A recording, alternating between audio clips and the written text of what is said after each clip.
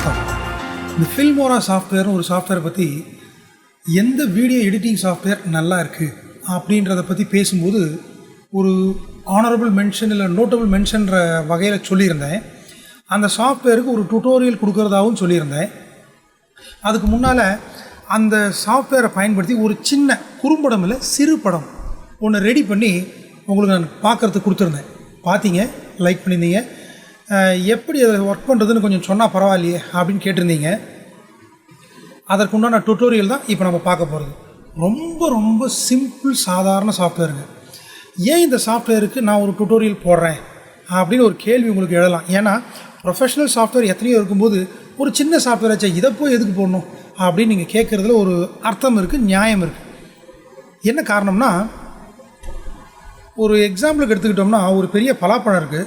பலாப்பழத்தை இல்லை ஒரு கறி கடைக்கு போனீங்கன்னா அந்த கறி வெட்டுறதுக்குன்னு எடுத்துக்கிட்டிங்கன்னா பெரிய கத்தி வச்சுருப்பாங்க. புட்சர்ஸ் நைஃப்னு சொல்கிறது, பெரிய கத்தி. பலாப்பழம் வெட்டுறதுக்கு பெரிய கத்தி வேணும்.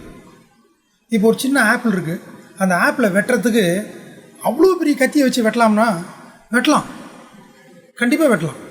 ஆனால் அவ்வளோ பெரிய கத்தி எடுத்துகிட்டு சின்ன ஆப்பிளை வெட்டுறதுக்கு பதிலாக சின்ன கத்தி இருக்குது தானே, அதை வச்சு ஈஸியாக வெட்டிட்டு போயிடலாம் தானே.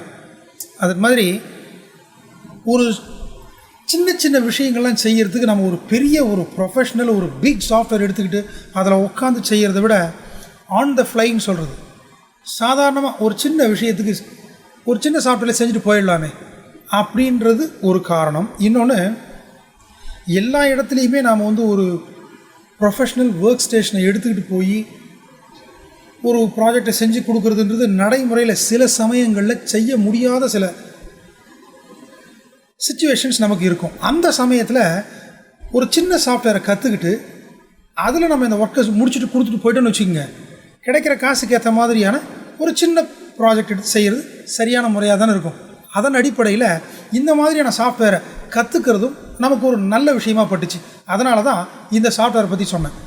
அதுக்காக இந்த சாஃப்ட்வேர் ரொம்ப சின்ன சாஃப்ட்வேர் நினச்சிக்காதீங்க. உண்மையிலேயே ஃபைல் சைஸ் எடுத்துக்கிட்டிங்கன்னா 300 MB தான் அந்த ஃபைல், இந்த சாஃப்ட்வேர்.